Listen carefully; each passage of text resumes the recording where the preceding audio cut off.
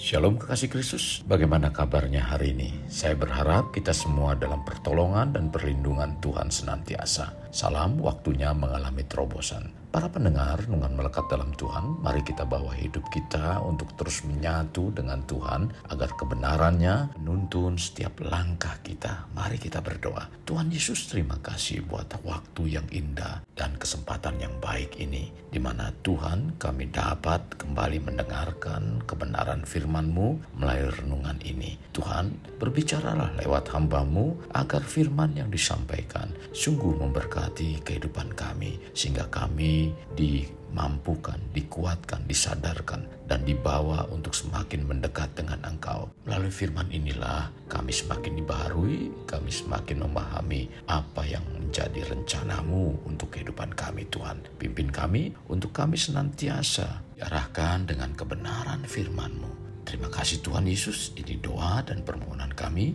alaskan dalam nama Tuhan kami Yesus Kristus kami berdoa. Amin.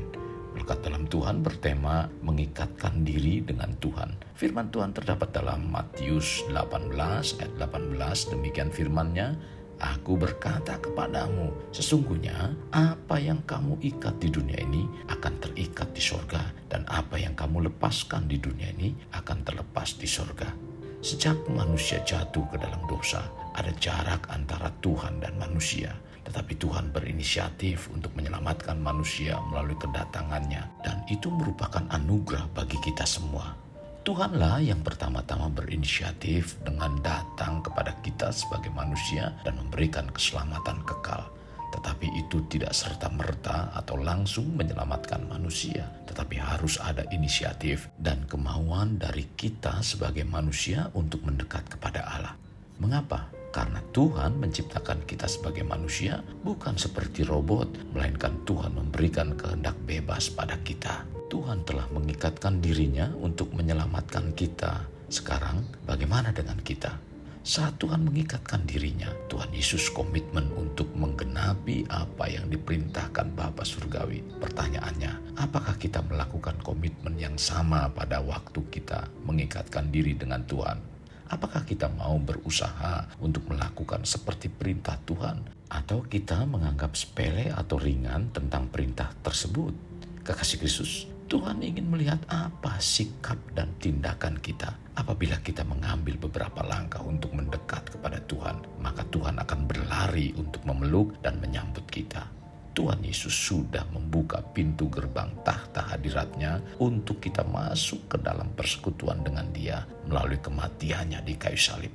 Sekarang Tuhan telah memberi kuasa pada kita agar kita dapat mengikatkan diri dengan Tuhan, sehingga kita menjadi satu roh dengan Tuhan. Dia yang membuat diri kita menjadi sangat besar, masuk ke dalam dimensi rohnya yang tak terbatas. Kekasih, ketika kita mengikatkan diri dengan Allah, kita akan dibawa oleh Allah untuk masuk ke dalam dimensi kehidupan yang tak terbatas, di mana kita akan mengalami mujizat, akan mengalami banyak hal yang mustahil bagi akal dan pikiran kita. Bukankah hal yang sangat penting sekali apabila membawa kehidupan yang kita jalani untuk mengikatkan diri dengan Tuhan? Kekasih, langkah yang paling mudah untuk mengikatkan diri dengan Tuhan adalah melalui doa.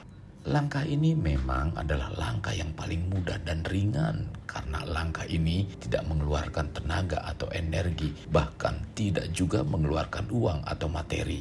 Tetapi langkah yang paling mudah dan ringan justru menjadi suatu langkah yang paling berat dilakukan, karena langkah ini merupakan satu langkah yang akan mempengaruhi dan memporak-porandakan lawan.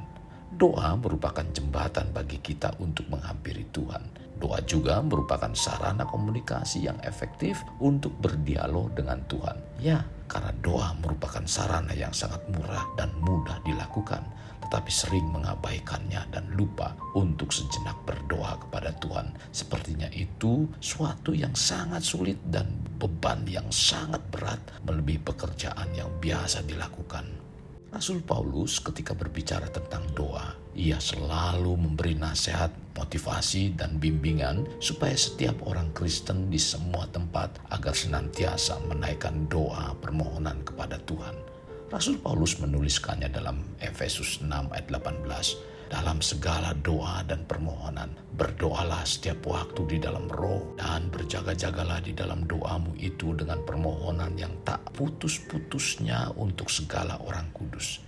Demikian juga Paulus menekankan kepada jemaat di Tesalonika agar berdoa tiada berkeputusan atau tetaplah berdoa. Tercatat dalam 1 Tesalonika 5 ayat 17. Jadi doa menjadi cara, sarana, jalan, jembatan bagi kita untuk masuk ke dalam hadirat Allah yang kudus. Doa menjadi alat komunikasi bagi kita kepada Allah. Melalui doa kita bisa punya akses langsung kepada Allah. Inilah cara terbaik bagi kita untuk mengikatkan diri dengan Tuhan.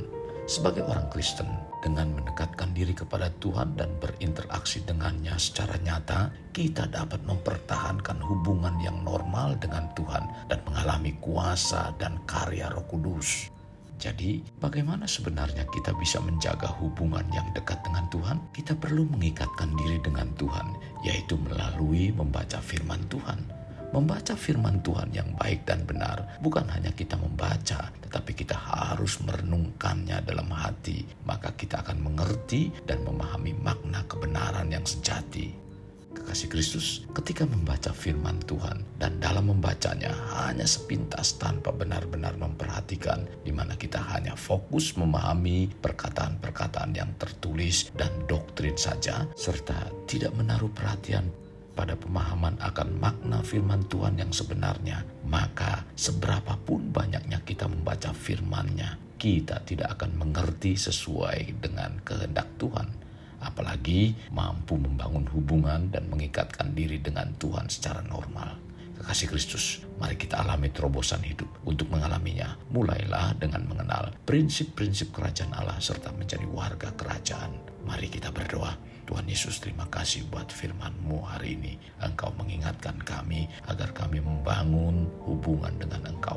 Bahkan bukan hanya membangun hubungan dengan Engkau, melainkan kami dibawa dan membawa kami untuk mengikatkan diri dengan Engkau melalui doa dan pembacaan firman Tuhan yang sungguh-sungguh, sehingga kami dapat mengenal kebenaran Tuhan yang sejati. Terima kasih Tuhan Yesus, kebenaran firman-Mu yang disampaikan melalui renungan hari ini.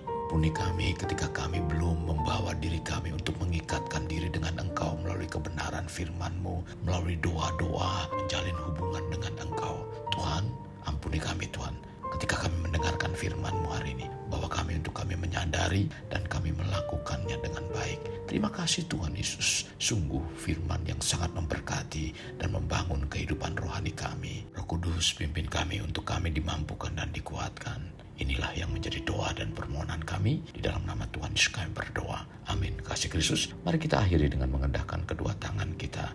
Terimalah anugerah berkat dari Allah Bapa, kasih sayang daripada Yesus Kristus, dan persekutuan dengan Roh Kudus yang mencurahkan berkat secara rohani, berkat secara jasmani, dan berkat secara ekonomi. Di mana berkat Abraham, berkat Ishak, berkat Yakub dicurahkan dan dilimpahkan dari saat sekarang sampai Maranatha tiba, dalam nama Tuhan Yesus. Amin. Sampai jumpa di renungan berikutnya. Tuhan Yesus memberkati. Jangan lupa like, share, dan subscribe.